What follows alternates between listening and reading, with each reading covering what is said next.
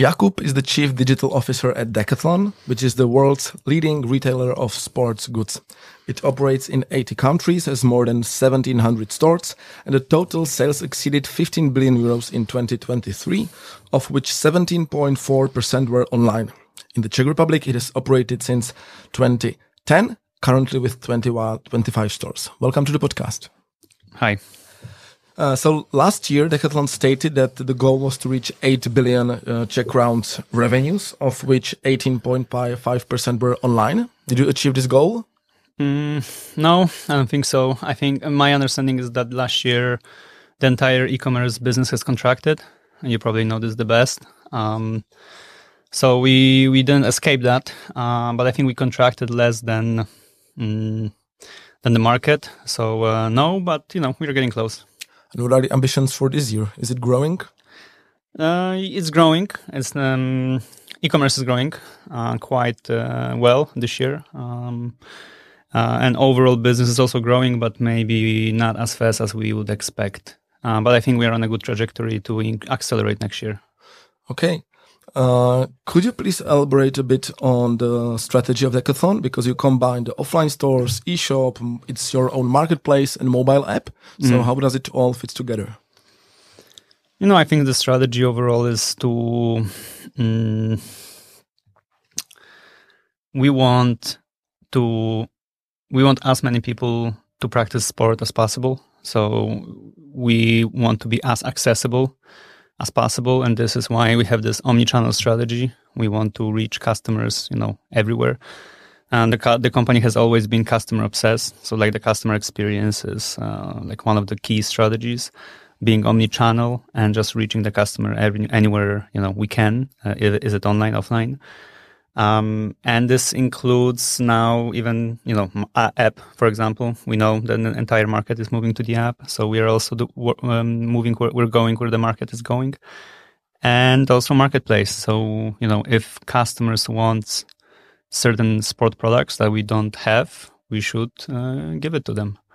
And so eventually I think that Decathlon could be, like Amazon of sports. Like anything you want when it comes to sport, you can get it at Decathlon. Okay, so it sounds that where customer goes, you go there as well, so we could serve him. Yep. You mentioned that the customer experience is like the key thing. Do you have a dedicated role for that, or is this something which is like omnipresent throughout the company? So the customer experience is like omnipresent, I think, from the beginning. It's really in the culture. It's in the culture of the company, really in the DNA. And from, I think, this year, we also have a customer experience executive. It's a person that is within the executive team. So this shows that the company, it's not like in a lot of companies they say, customer experience, but they don't do really anything about it. And we actually appointed a person that that's responsible only for customer experience. And everything we do, we always countermeasure with NPS and the experience of the customer. So it's both. And I think that's the best way. It's imprinted in the DNA of the company, and also it's and we also actually pursue that strategy. What changed in your work when you started to have a dedicated person for the customer experience? I think it's just more, I think it means we will be doing this much more professionally.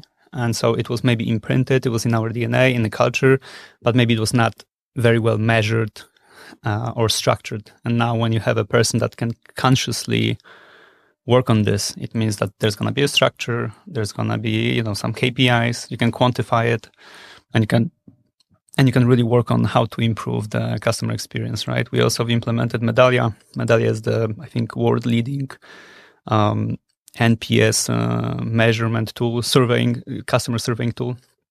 And now we also have these tools and abilities to act on the customer feedback. So NPS is your number one metrics when it comes to customer experience? I guess so, yeah. I think it is. Can you tell me how high is your NPS? Our NPS is around 80.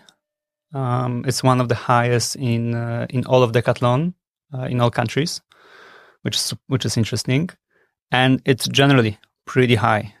If you look at the overall NPS and different industries and businesses, if you have NPS at 80, that's pretty good NPS. Does your NPS differ channel to channel? Slightly, but it's not a big difference. Okay, so let's take a look at the first sales channel.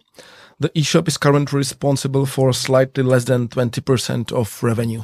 Would you say it's high or low? I've read some statistics on Czech market that in Czech market, the e-commerce in retail is responsible for more or less 15% of turnover, so if you look at it from that perspective, our share is high. Then you can also look at the share of e-commerce of Decathlon per countries. Then our share is, I would say, in the middle.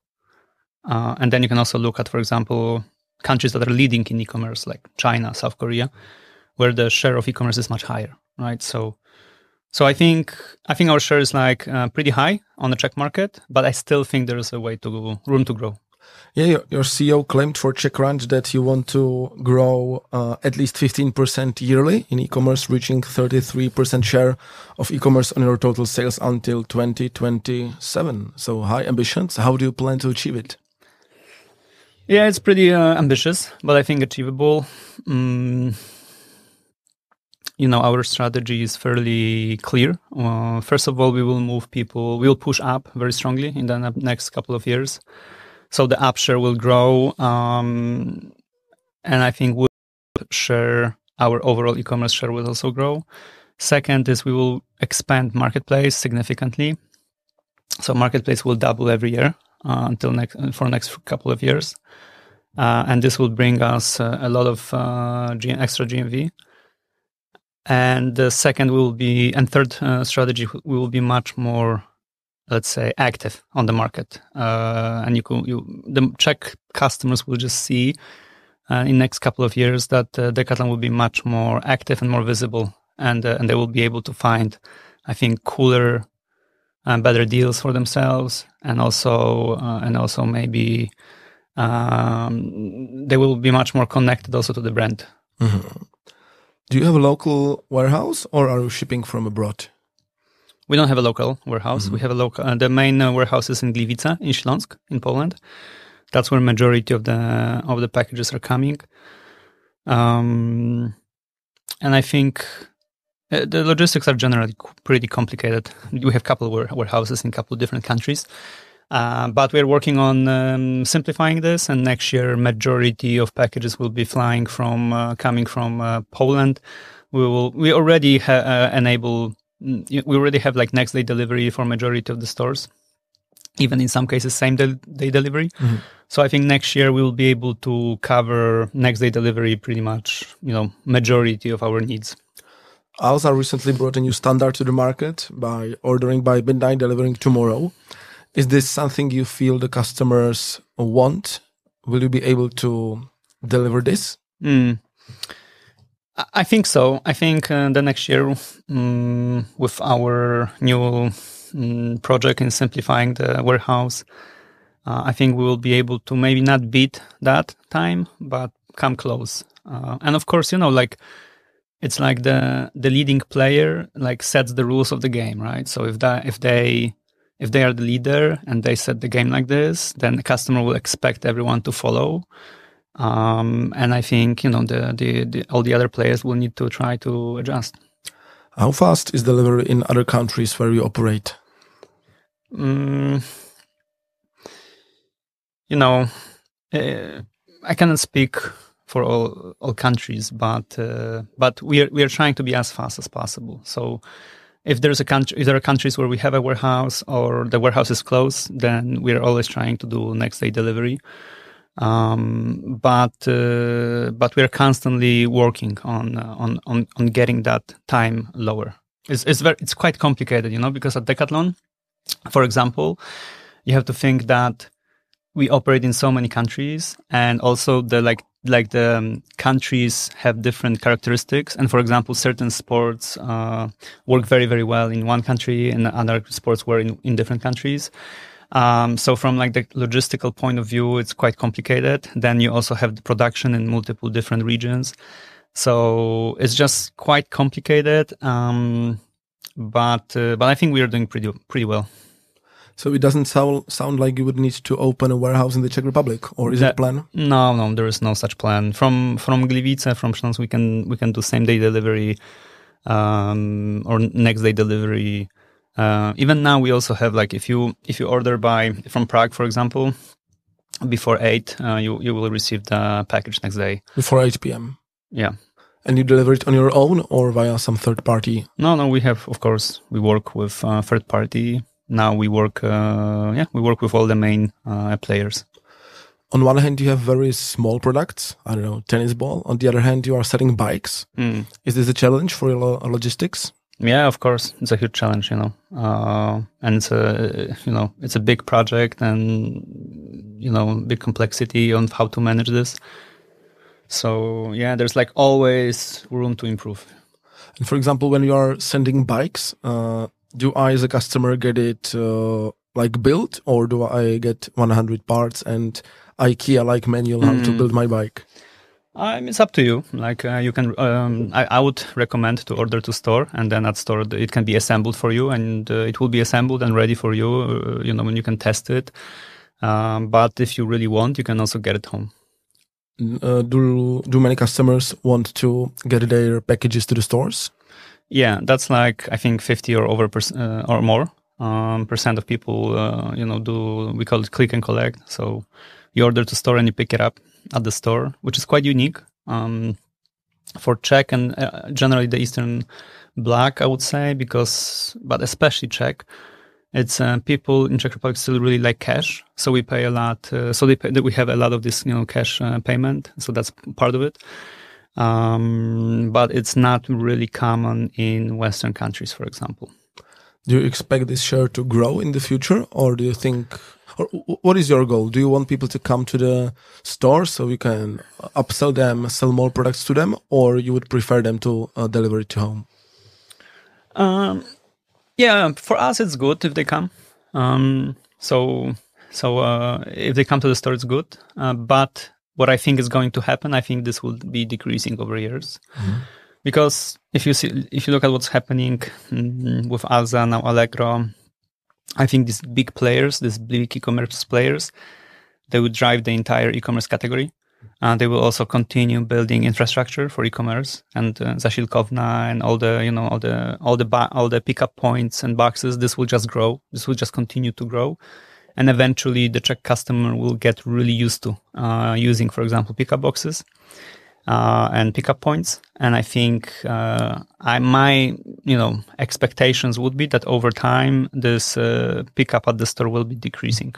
Mm-hmm. I think that's what will happen. Do you ship from stores as well? We will. We are now working on a project where we'll be shipping from store, but it's not what you think. Like majority, all products you order on e-commerce go from the warehouse, but because we have big stores, and sometimes in those stores we have some SKUs that we didn't sell in store, or maybe it's like products that right now nobody wants, like I don't know, like surfing, for example, right? Seasonal products. And so the way it works, like if this product is not being, for example, manufactured anymore, maybe it was last collection, then it's in the store, and it can only be sold in the store. So now we'll be able also to open that stock and send it to people through e-commerce. So it's a way for us to liquidate stock that is in the store. When I'm ordering a product which is in the store, can I pick up it like immediately, or I have to wait when you deliver it from Poland? You can pick it up in 1 hour. It's called we call it click and collect 1 hour. So you can, if it's in the store, you can just like book it and you can collect it for free from the store. How many % of the orders which are picked up in the stores are these, like click and collect 1 hour? Oh, I'm not that well prepared, to be honest. I don't remember from my head. And a guess? And a guess? Or do you think it's a significant number? Mm-hmm. Yeah. So very often customers want to think right here, right now, so they choose from what you have in the stock, so they can come and have it in 1 hour, right? Yeah. Okay, and my last question about the eShop before we move to the marketplace. Are the returns, is it an issue for you? Because sportswear is a fashion anyway. I've seen that you offer 365 days to return the product. So is this something which customer really use, or is it just a marketing claim? No, it's not a claim.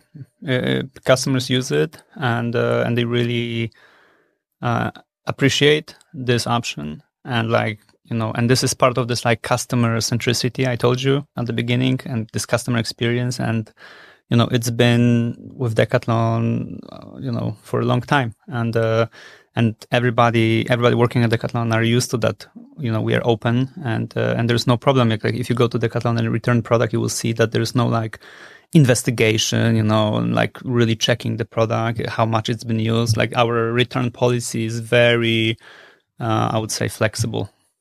Have you encountered any misuses of this policy? Oh yeah, there are stories. There are funny stories. Like I know stories where, for example, there was some client that was super aggressive, and the client brought product from different retail chain. And wanted to return it at Decathlon, and was really fighting for it. And eventually we were like, okay, just let's return it, and we returned from other retail. So there are stories like that, So, but yeah, we are very, very, very flexible. I think quite unique on the market.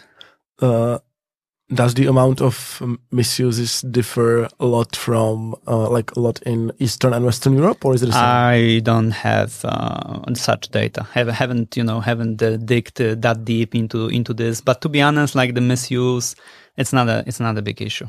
Yeah. Okay. So marketplace, it was launched 2 years ago with minor focus. Now you said it's becoming a priority. What changed that it's becoming a priority, and what's the strategy? What has changed? I think what has changed is that we overall see on a global level that marketplace is a great source of additional incremental revenue at a, let's say, good profit. So we just see that this is a very viable channel that can work very, very well. So that's one thing. And the strategy is to if people are searching for sport goods and they could not find it at Decathlon, we want to give them this opportunity, because there's a lot of clients that would prefer to buy through us than through some, external marketplace or some unknown store. So we just want to give it to them, and we have a huge base, big loyalty program, a lot of loyal clients. So if they wanna buy products that we don't have in our offer, I think we should give it to them. And for us, it's of course better. We prefer clients to buy through us. Who are typically the sellers? How do you choose who can sell on your marketplace and who cannot? There's a multi-step process. We look at the quality of the product, pricing of the product reviews, and lead time. So there's just a couple of steps that we consider, yeah. How does it work logistics-wise? Logistics, so the products are being sent from the partner, right? And that's the big right now bottleneck, because the only right now delivery we offer is a most basic home delivery, and we are now working on having other options like pickup boxes. So this is let's say this is a some issue we are working to solve. Yeah. Do they have to send it as fast as you? No, but they have to send as fast as they do. Okay. You know what I mean? Yeah. Isn't it damaging your customer experience? It is a little bit, because the marketplace products have a lower NPS, which I think is normal, but it's not bad. So I would not say it's damaging. Mm-hmm. I would just say it's a bit lowering, but I think it's normal. Like everybody's having the same problem. People don't understand sometimes that this is marketplace. They will come to the store and want to try to return the product at the store, and they don't understand why they cannot do it, right? But I think over time, the marketplaces are everywhere. Everybody's building marketplace. I think the customer will eventually just be educated and understand that this is a marketplace. It's already happening everywhere. So I don't think that's going to be a big issue in the future. Are you rather planning to try to have the same level of customer experience with the marketplace sales as well, or you expect customers to get used to the fact that when they are buying via marketplace that they cannot return it in every offline store and they cannot return it in 1 year? No, of course we would like to, we would like to have the same experience for everyone, and we are really working hard to improve that customer experience and customer experience the customer experience is really high on our list when we're deciding on the partner. And like if I would went and look on like the roadmap of what we need to build technically on marketplace, majority of it is about improving that experience, and this frictionless experience. So yeah, of course we want to be as high as possible, and we want all experiences in all touch points to be on a similar level. But that said, it will be hard to achieve. So you said that the current plan is doubling the marketplace sales every year. What is the current revenue in the Czech Republic on your own marketplace? It's a couple of millions of euro. Mm-hmm. Yeah. Like higher or lower? Like in the middle. Okay. Is it running in other countries as well, the marketplace project? Yeah, it's running in multiple countries, and in some of them for longer, and some of them, sooner. But in some countries we have tremendous success. Really? And and in some countries marketplace can do up to 30% of all digital revenue coming from marketplace. So based on that, and still growing, at a high pace. So just based on that, that's why we think that we can still grow marketplace immensely. What are the countries which are the most successful with marketplace? So Poland would be one of them for sure. I think Netherlands, Belgium, but Poland is one of the most successful, if not the most successful. They already do around 30%, I think, of their revenue coming from marketplace, and we are talking tens of millions of euro in revenue from marketplace. Mm-hmm. How do you assess the risk of cannibalization of your own sales? We don't, because it's difficult, or there were multiple attempts in multiple places, and the conclusions are always inconclusive. Like it's really hard to have a hard evidence that there is cannibalization. For sure there is, but like it's really difficult for us to quantify it. And at the end of the day, we see much more benefits than disadvantages. Like if you just look at Poland, for example, in Poland they already have 8 products out of 10 are marketplace products. Mm-hmm. Yeah. If you look at it, and then you look at that our own products are still growing at a super fast rate, then it's hard to talk about cannibalization. Because both of these are working, because both of these channels, marketplace and our own products, are growing super fast, and they are, like, I would say they maybe complete each other's growth. Are there any other disadvantages besides the potential cannibalization, the not unified customers experience?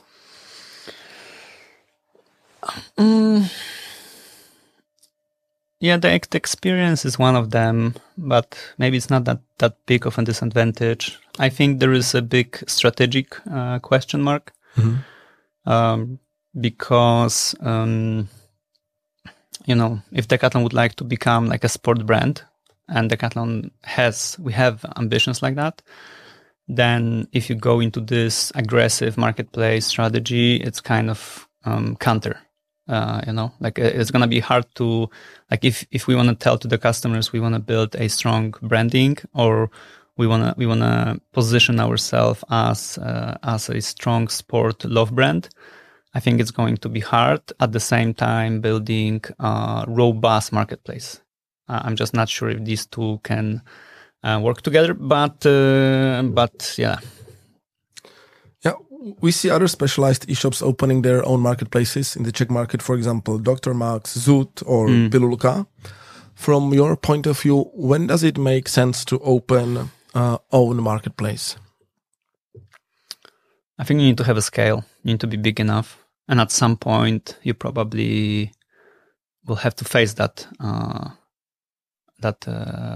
decision to do it or not to do it.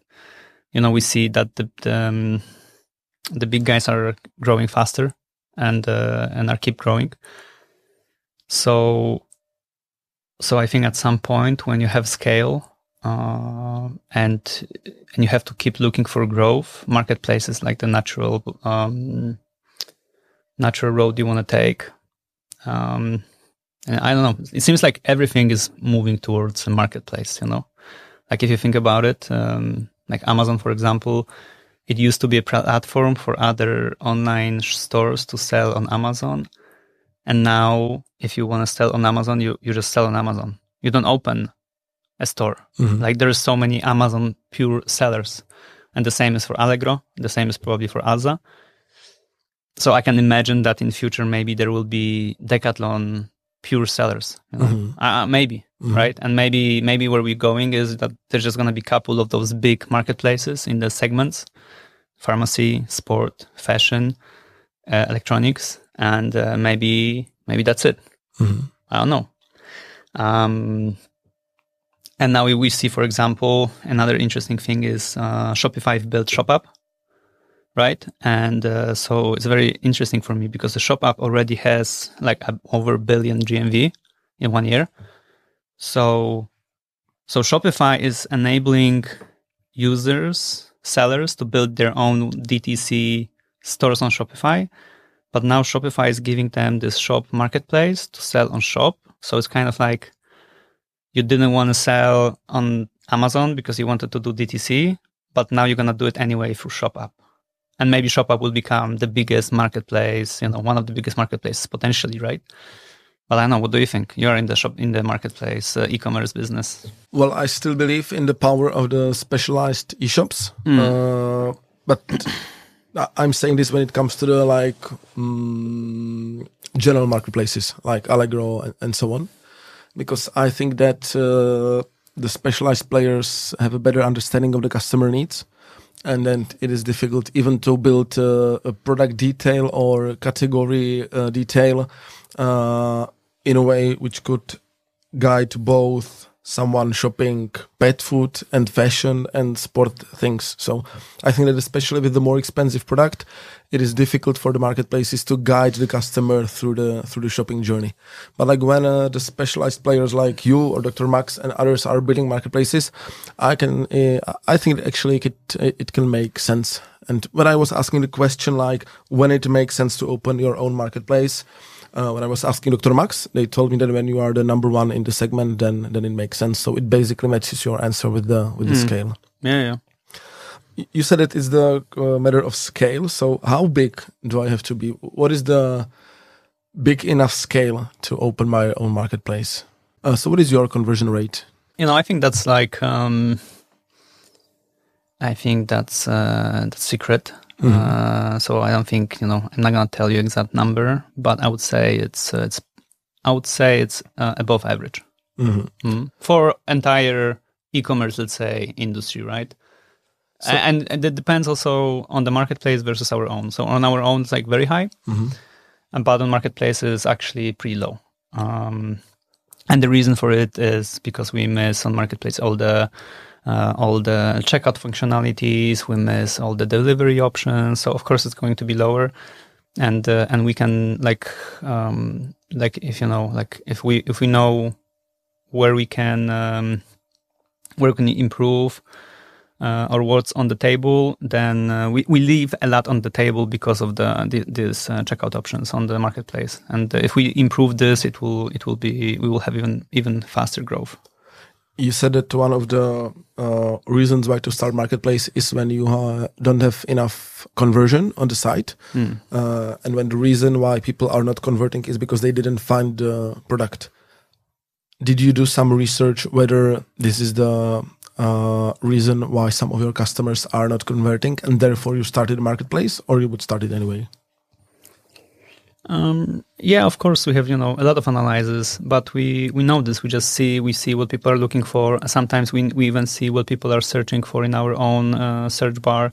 We see what they are searching in Google. We see what are the top SKUs in the search in Google and on the market. So we see that, right? And we see that, hey, if there is like this huge potential that we don't tap, and if we open it, most probably we can be successful because we have enough traffic, and we have good brand, we have the infrastructure, we can do it. Are you thinking about somehow expanding with the marketplace to the offline? If you are asking, are we going to give shelf to other companies to sell their products in our store? The answer is no. But if the question is, do we anticipate that maybe we will have more external brands in store, then answer is yes. And we will be having more and more external brands. This is already happening in other countries. It will happen also in Czech Republic, if you go to the Decathlon store, you will be able to see more and more external brands. Are you selling on some marketplaces as well, like on Amazon? We are in other markets. We are not doing that yet in Czech Republic. But you will be? Maybe. Why are you doing that? Don't you want them to come to your site? It differs country per country. Each country at Decathlon has a lot of autonomy to drive your own local strategy. And, you can imagine that if Decathlon entered a certain market, and on that market, everybody is buying on Amazon, for example, you will have a hard time to not sell to sell not on Amazon. Just an example, right? But I think it's an ongoing discussion. Is it good? Is it not good for us? Is it good for, strategically? So we are monitoring and thinking about this, my way of thinking is, for example, Allegro now enters market.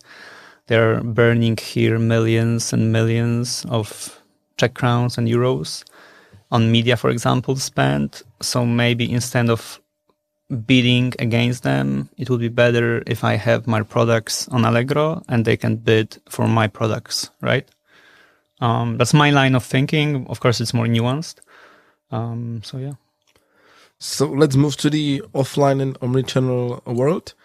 At the beginning, I said you have 25 stores. These are mostly the big stores. However, you are currently opening like a small 300 square meter store in the shopping center. How should this concept work? We will see how it will work. We are in the process of working on it, so it's not yet figured out. But we have many.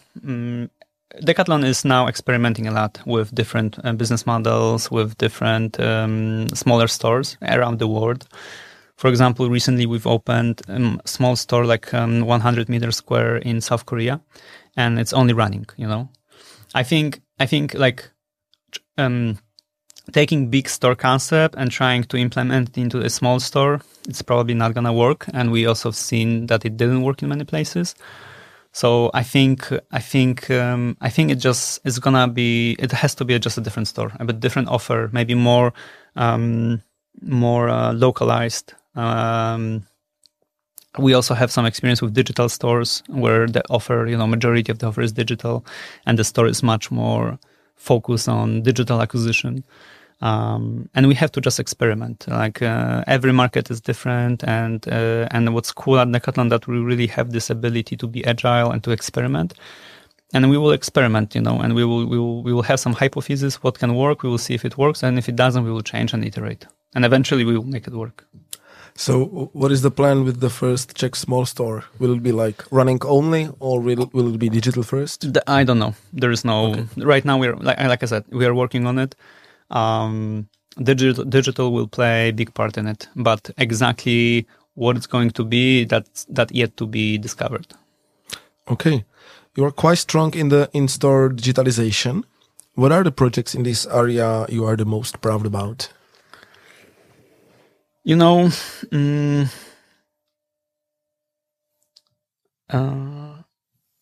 I cannot speak for entire company. I can tell you what I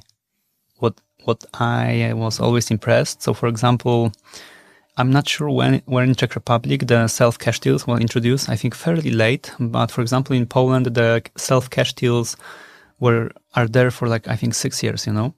And it was one of the first store which had the self-checkout cash tills, and they've been one of the best working, I think, till now. If you go and experiment with different stores, I think still ours are one of the best on the market. You just throw into the basket, it automatically scans it, and you pay for it, 2 clicks, and you go.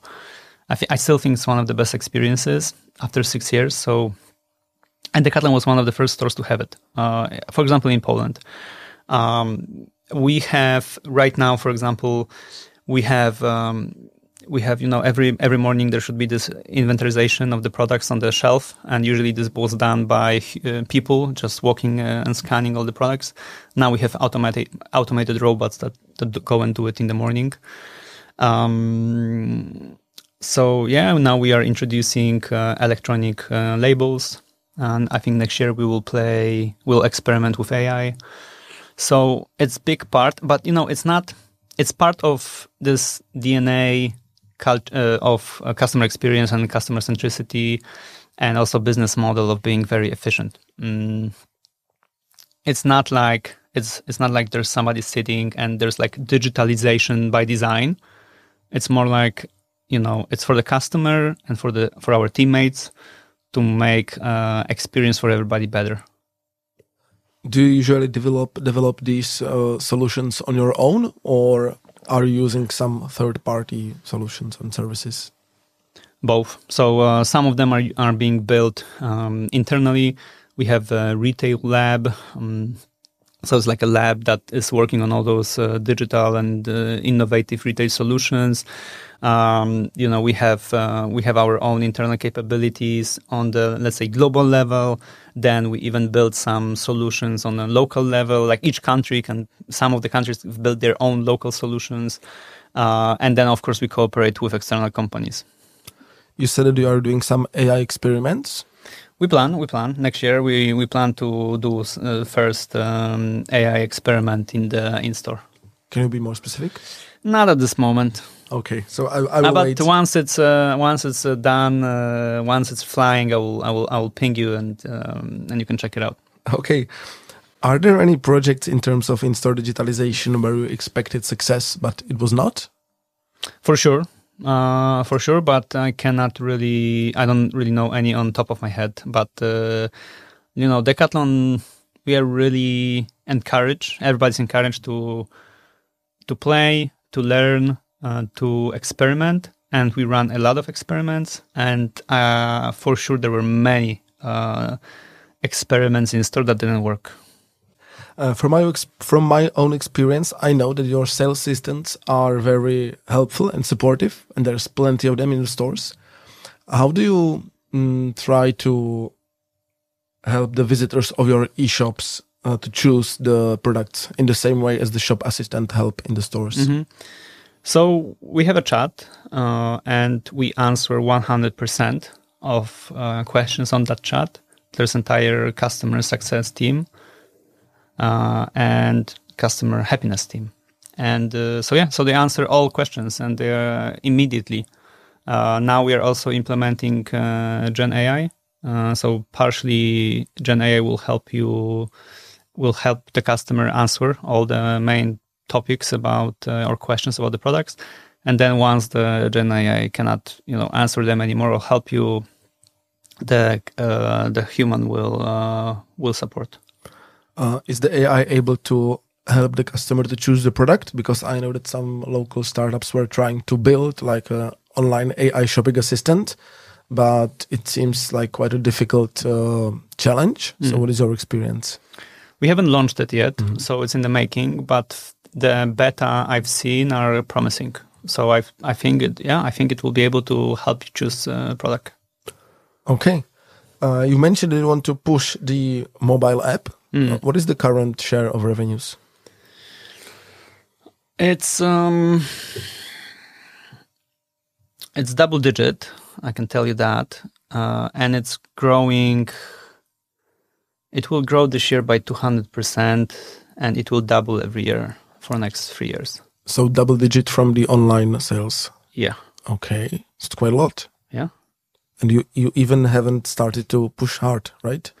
We started push hard in the middle of this year. What are your tactics to get people to download the app and use it?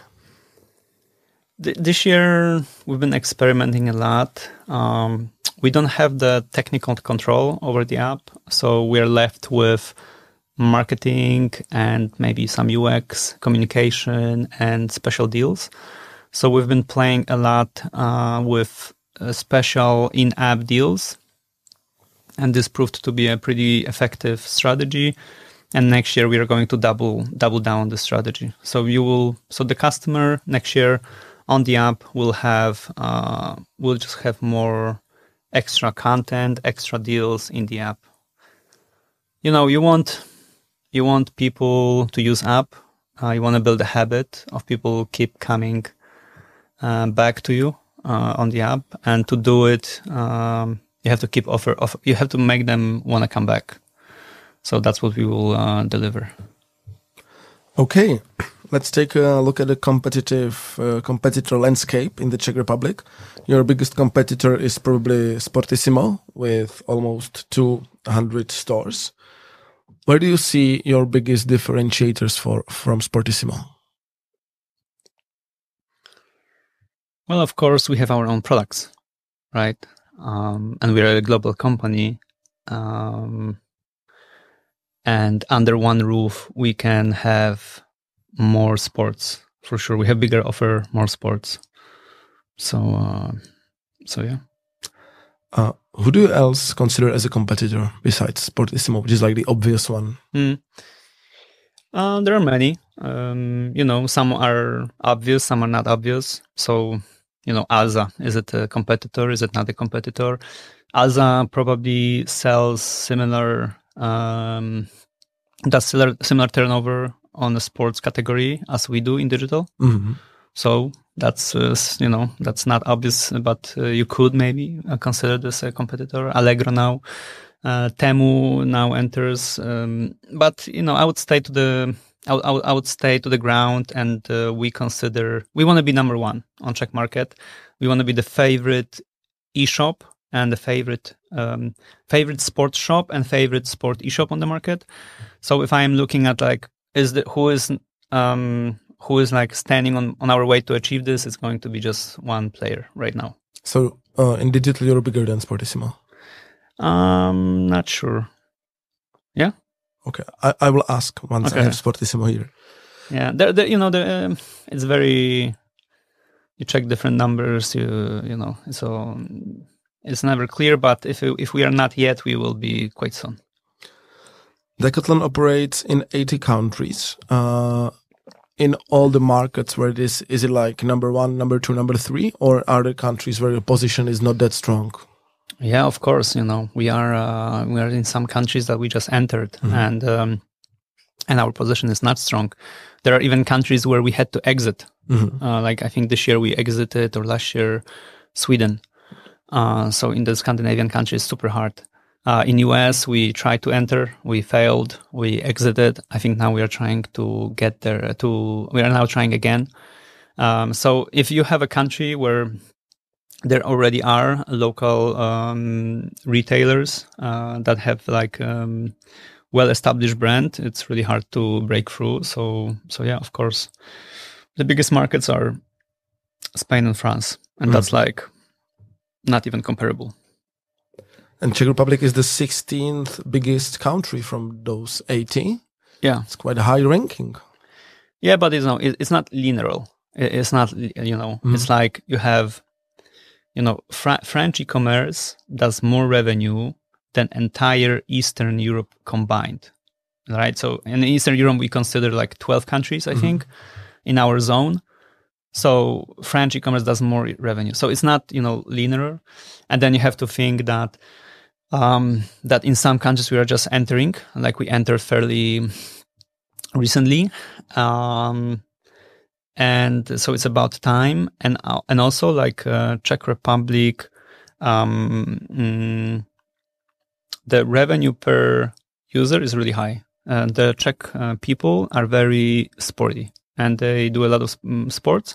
And also they like to purchase higher quality products and like more specialized, which is interesting. So for example, although small country, the revenue is quite significant in Czech Republic. And I think it's because Czech people love nature, outdoors, and sport.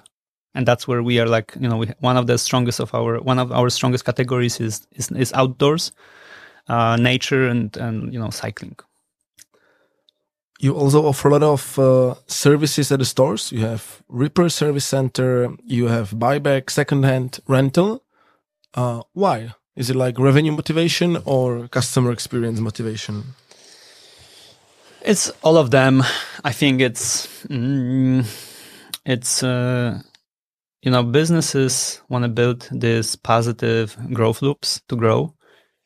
And every big business is trying to build this growth loops and like these ecosystems, right? That accelerate each other. So imagine that you buy a bicycle at Decathlon, then you can repair it at Decathlon, then you can sell it back to Decathlon, then we can fix it at Decathlon, and then we can resell it at Decathlon, right? So it's just like a self-perpetuating growth loop.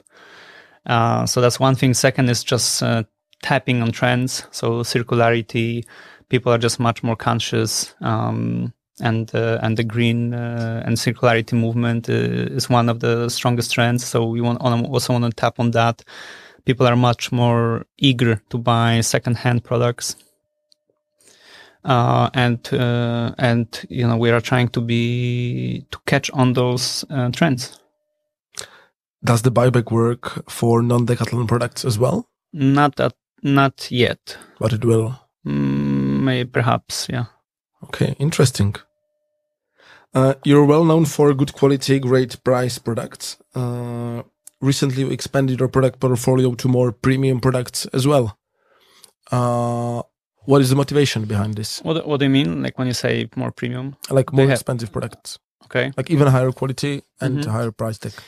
Yeah. So part of the strategy for past couple of years was to tackle more on, we consider like the highest, let's say, category of users. We consider expert leads. So experts, so athletes that, that are more serious about their training. So we're trying to, historically, we're going after the accessible category. So people that that treat sport recreationally or as a family time. And our strategy for past couple of years was to go after also expert leads and elevate the entire brand. So Decathlon, used to be just considered as this retailer, and we want to move the brand from retailer more to a sport brand. So we want people to consider Decathlon as a sport brand rather than a place you buy sports, and having higher quality products. Going after expert leads, that's one of the strategy. So now you can find in our store, great bikes, top of the line, top quality and top components, and our bikes are also competing in the in world tours. Yeah, and winning. Not winning yet, but pretty good. But you're on the way. Yeah. Okay. What sport categories are your strongest ones? I think I said it already. So nature, everything nature. So like hiking, outdoors, running, and cycling. These are some of the biggest.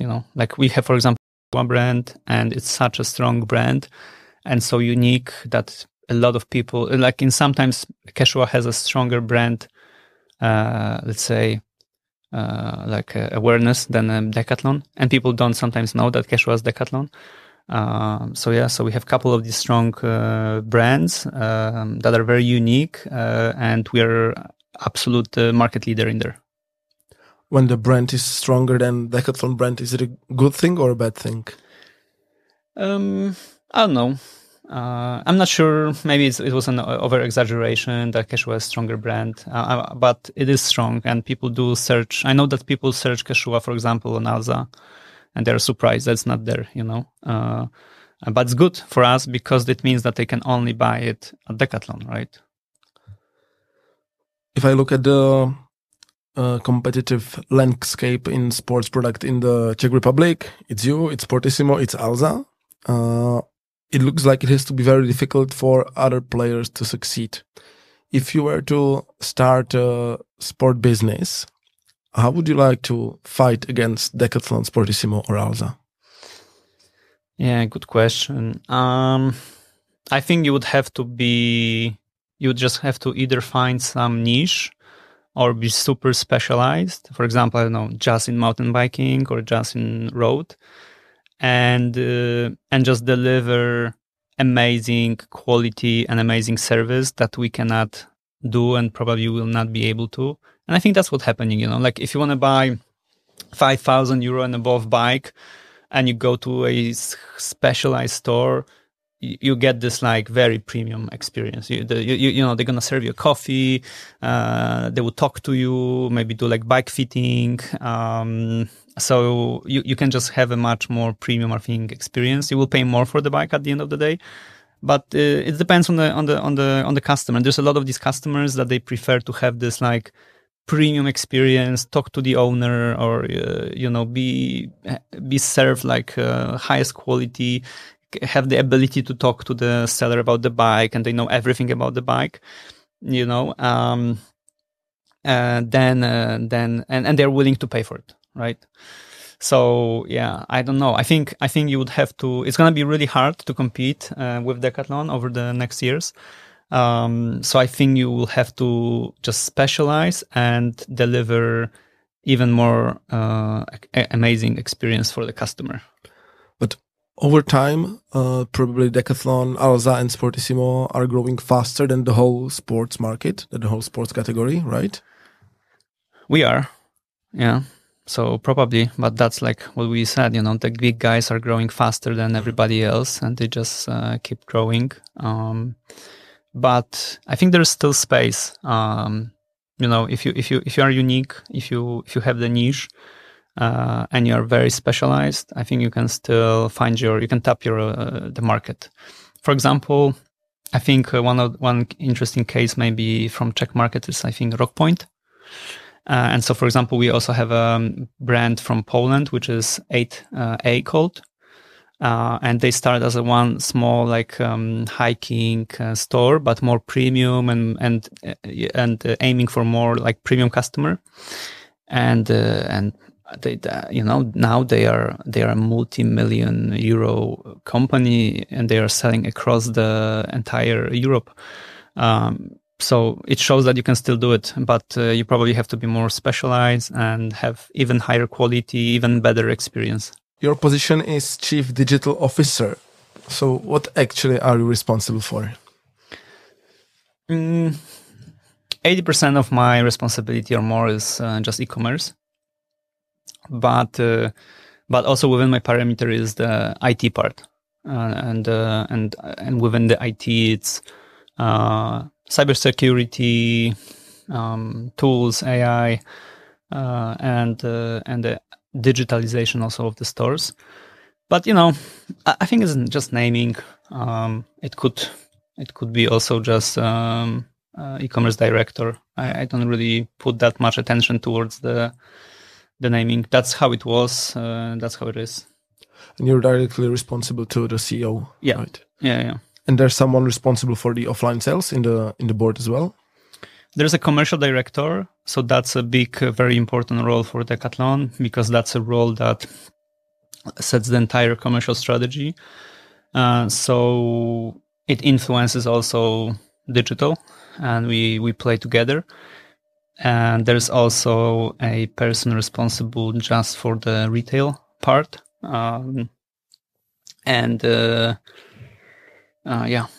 Sometimes I hear that there are still internal fights between the offline sales and online sales. How is it in Decathlon? We try not to fight, and we are now building this one team and try to be very aligned together. It's not productive to fight, but I've seen this before, and there are fights even in other Decathlons. So we have a very, let's say, we have a new and young leadership team here in Czech Republic. And so we look at what happened at other markets, and we're trying consciously to design a process not to have that, like we are consciously working to not have divisions, not have silos, and to really play omni, not play commercial, in-store, out-store. But sometimes it's hard. It was mentioned already a couple of times that you operate in 80 countries. How are the omnichannel and e-commerce topic centralized or decentralized? That's a very hot topic currently. So for many years, Decathlon had this almost teal-like structure and approach, basically, where the philosophy was that the closest to the customer, the closest to the decision, that's the decision maker. Meaning, each country had a lot of autonomy and freedom in how you run your business. And then even individual stores had a lot of freedom in how they run their business. Of course, they cannot do, things that would impact the entire company. You cannot change a logo, right? But they had a lot of autonomy. And now we hired a new CEO 3 years ago from IKEA. And now we are in the process of more of this, let's say, professionalization, centralization. So a lot of more things are being centralized now. But at Decathlon, it's like, one day we are going into centralization. Next day we are going to decentralization. You never know what's going to be. But overall, we are getting more and more, let's say, centralized. I think we still have much more freedom locally than majority of big international corporations. But more and more things are being centralized. The e-commerce platform is centralized? Yes. How much of an influence can you have on its development? Not much. How does it feel? Yeah, we can, we give feedback, and we have like meetings with the product team, and we can give feedback and proposals. So when there was a full decentralization, like the countries had the freedom to, for example, we could, for example, hire developers and just run A/B tests on the website, right? And do our own development. So we would be provided for a platform, but then on that platform, like we had a lot of freedom. What do you want to do? And now this has been centralized. So now we have these digital hubs, and there are huge digital teams, and they took that responsibility. So they have the competencies, the skills and abilities, and they run the tests and experiments for us on a global level. So this is, of course, frustrating because on local level, it means we probably cannot go as fast as we could. But on the other hand, I understand that this is better from like the whole global level. If you don't look from one country perspective, but if you look at 80 countries, then it makes sense that you can deliver more growth if you centralize this. But of course, it's frustrating, and nobody likes to lose freedom and agency over your parameter. How long do you have to wait for a feature? Long. Weeks, months, years, sometimes years. Yeah, so long. It depends. Now the way it's done, it's weighted. So we receive the teams receive feedback. They weight it based on how many countries have the same problem versus the effort to build it versus the impact on revenue. And then they decide what to build, what to not build. So yeah, it's a bit frustrating, but it's also not as bad as it could be. Are there big differences in the customer behavior, country to country, like which you would need to somehow reflect in the e-commerce platform? I wouldn't say there are big differences in behavior, but there are differences in customer habits. So.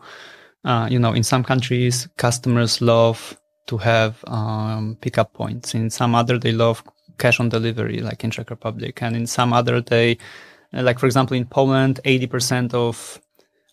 80% of digital payments are done through this application called Blik, and everybody is using that application. So if you don't have that on your platform, you're done, right? So I think there's just this local habits that you have to have. But other than like just the pure behavior of a user, I don't think there are big differences. And on the level of the features you have to succeed in the Czech market, you think you have it all? No, of course not. And because Asa is so good, and because so many people use Asa, they kind of expect that every e-commerce, gonna have the same as Asa. And then when you don't, they consider you as inferior. So, and of course we will never, it's going to be hard for us to be as good as Asa because we are just not, Asa is here, it's a local company and they can do whatever they want and they can build for Czech people, and we don't have this ability. But I think, it's important to have the let's say, the good enough level. And I think we will always be a little bit behind, but good enough to compete. Do you use one platform for all the countries?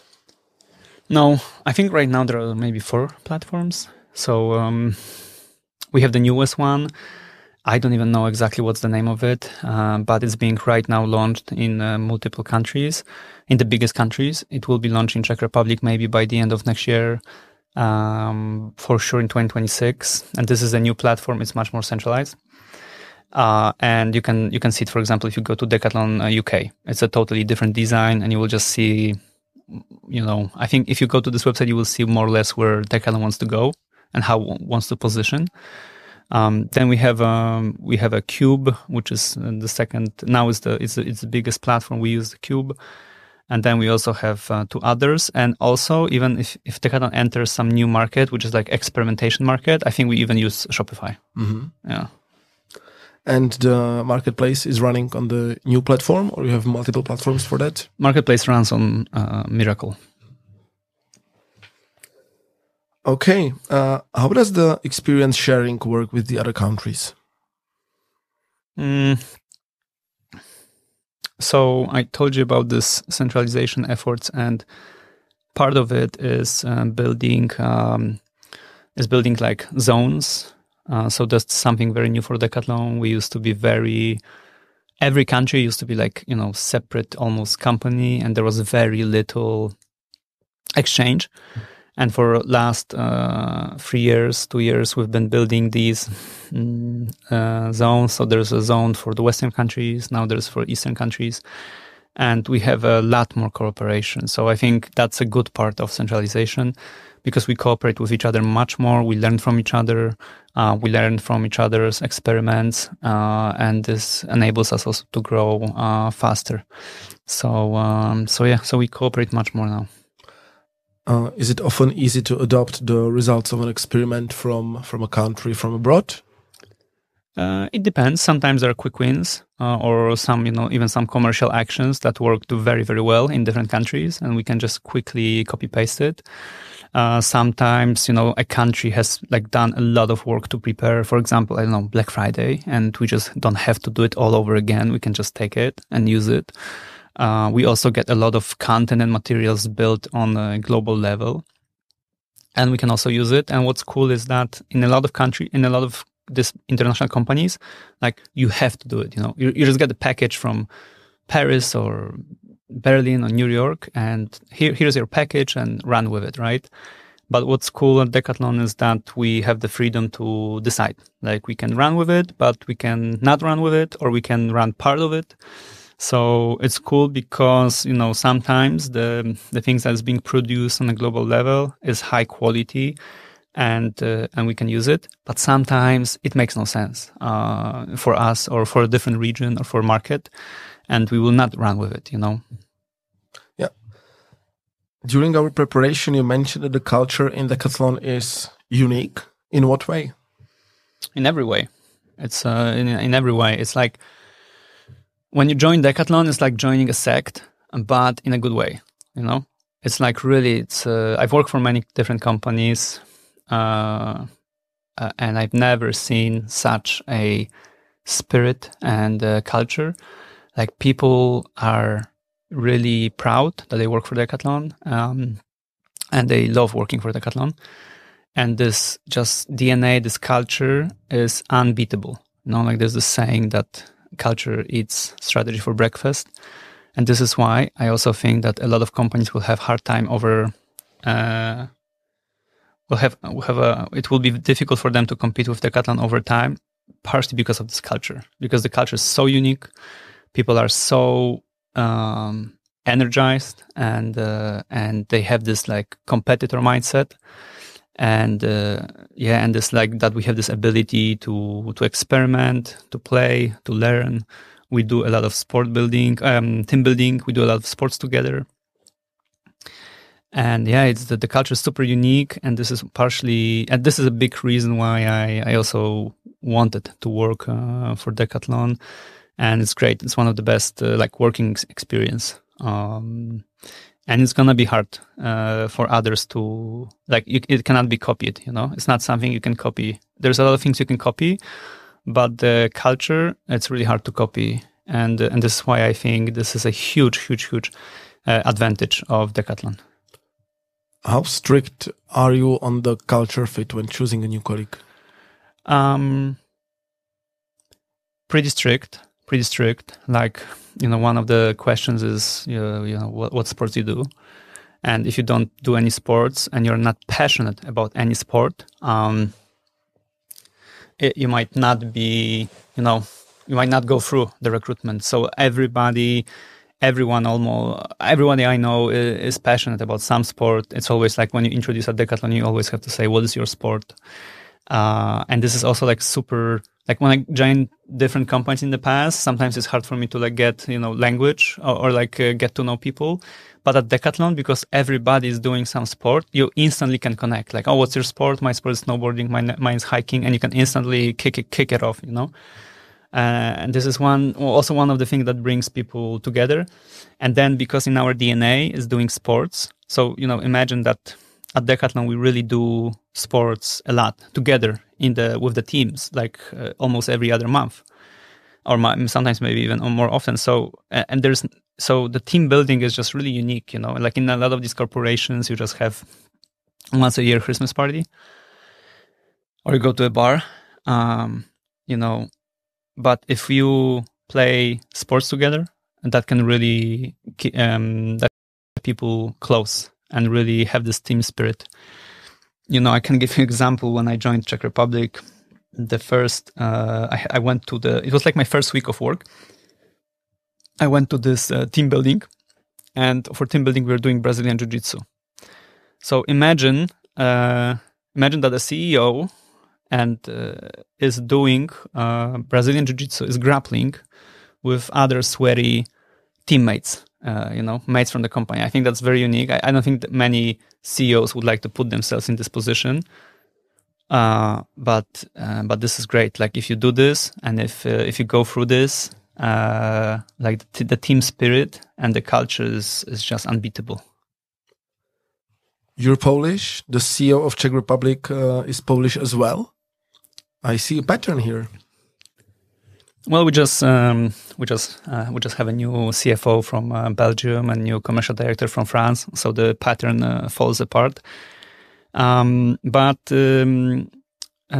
yeah, I think when the new CEO joins, what's the role of a CEO is to build a strong team, and I think it's normal for CEO to surround himself with strong people they know and they can trust, that can deliver the results, right?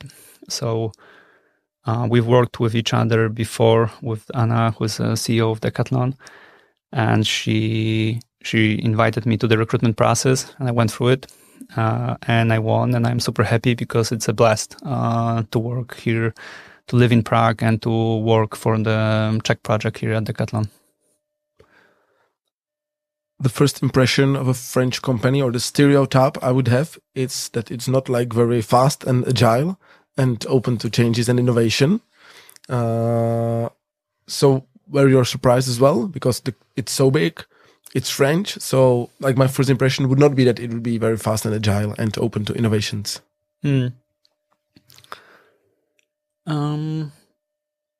It's both, like there are parts of the company that are very, let's say, conservative, or there are just like some people that are very conservative and they are not open for innovation. But there are also other parts where we are. But okay, the Decathlon in its DNA always had this like startup mindset, and I know that a lot of corporations say it, but actually at Decathlon, it's true. And like this, sometimes you are a little bit scrappy, and we don't have sometimes maybe gigantic budgets for everything. So you have to be innovative and creative in how you do things. And then if you have autonomy and nobody's, above your shoulder telling you, you can do this, you cannot do this, and you're an athlete and you're a competitor, then you will always have, you will have this agility, and people are ambitious, they want to do and they want to change. And I think we are pretty agile, like we launched Marketplace 2 years ago. We are already doing millions of euro in revenue. We will double that. We launched app, I don't know when, maybe last year, 2 years ago. We really didn't do anything with it. We decided this year that we want to push this, and we have a tremendous growth. So we can be agile. Okay. What are the main differences between working in Poland and in the Czech Republic?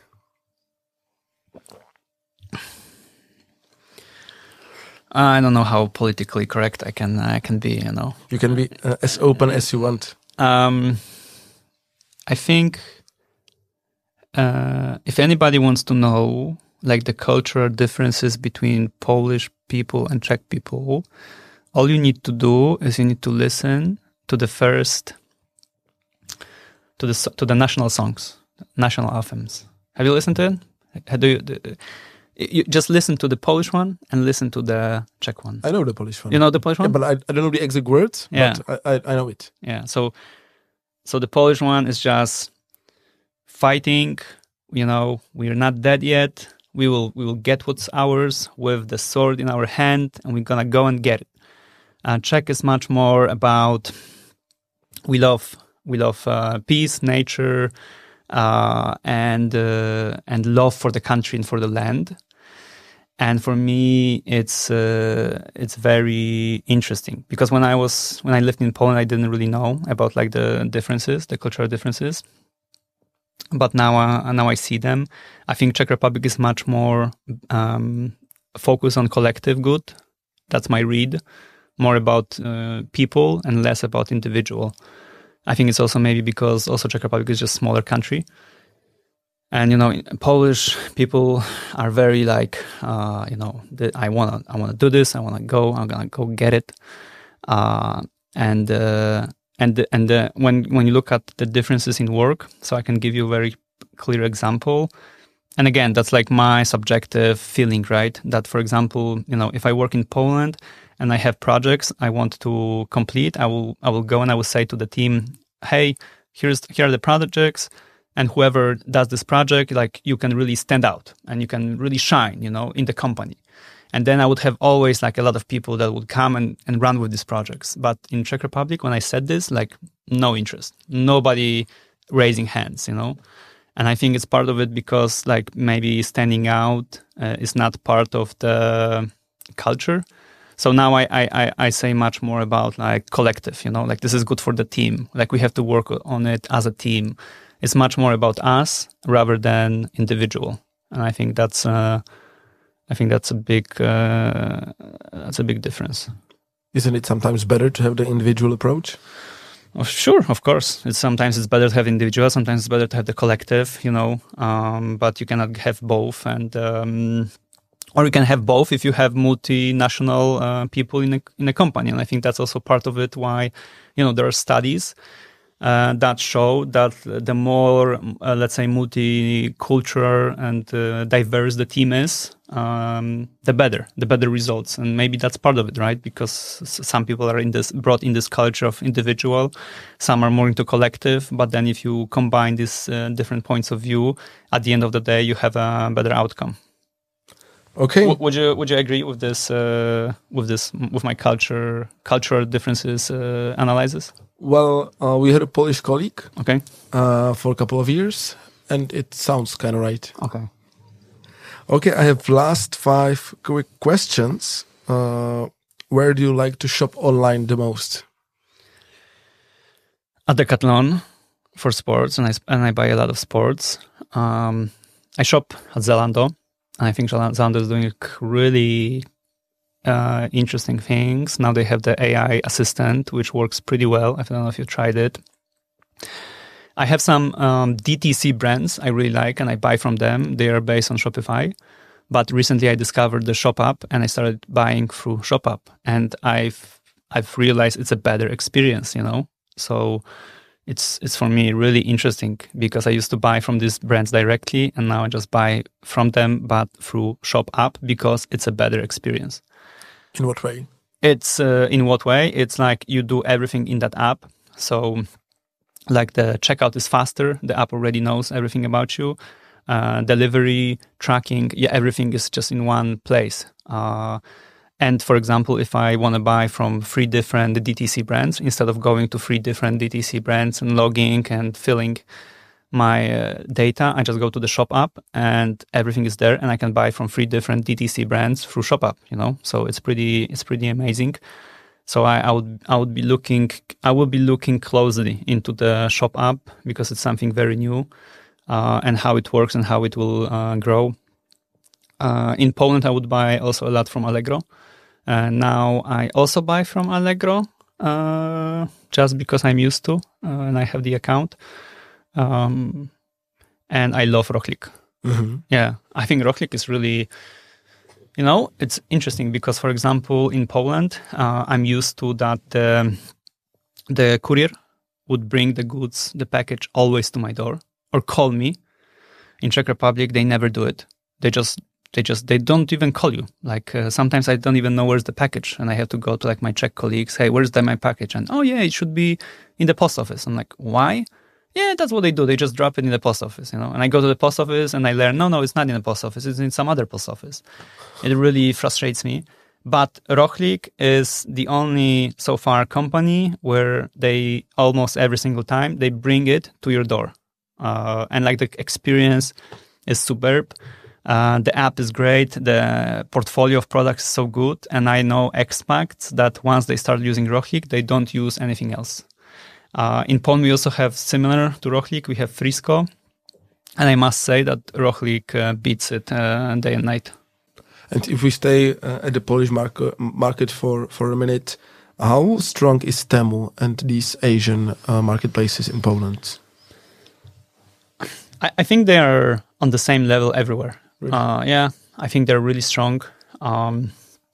So I saw some statistics that Temu in some months already had more active app users than Allegro app. I think it's similar for Alza. So it's crazy if you think about it, So I don't think I don't think they have like a nuanced strategy country per country. I think they just go, across the board. But I think they're pretty, I think they're pretty big. But we already see that EU is trying to do something with it, right? Let's see if they will be fast enough or not. Yeah. Where do you find inspiration?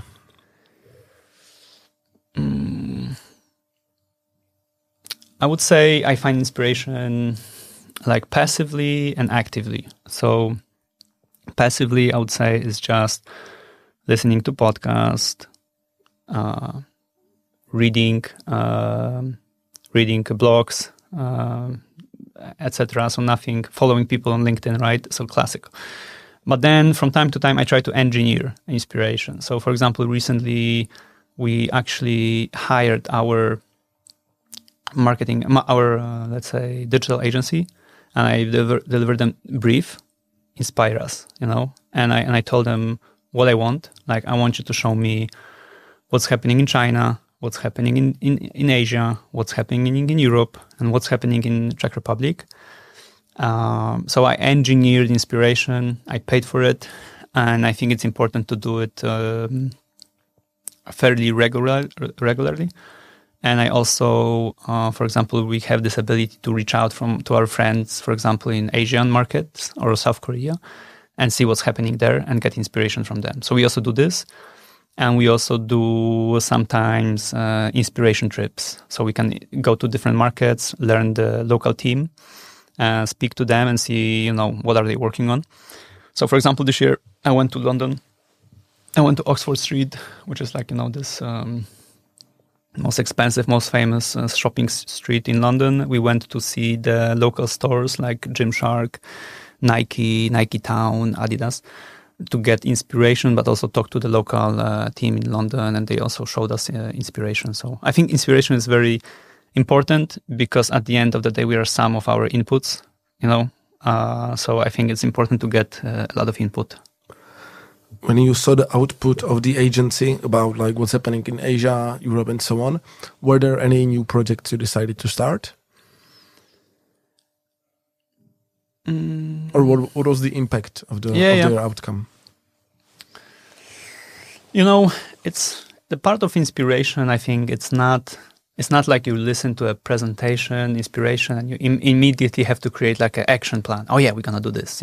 I think it's more, you get this inspiration, you get these inputs, so that every day in your work, when you are working on projects or you make decisions, that's when these inputs can make a difference, So I don't have an expectation when I do inspiration that we're gonna come back and we're gonna implement something right away. I think about it more as I'm working on the projects, and maybe because I've seen this, I've listened, I'm gonna make a better decision, or I will do something different.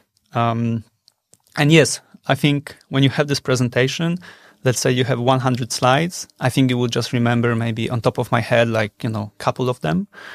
And then maybe, you will take something, like one small thing from it and really run with it. But it's still more than nothing, So I think of an inspiration, I think more like this. I think the AI I told you about, that we plan to do some experiments with AI next year. It's going to be part of this, let's say, part of being inspired. Jakub, thank you very much. Yeah, thanks for inviting me, and thanks for doing this.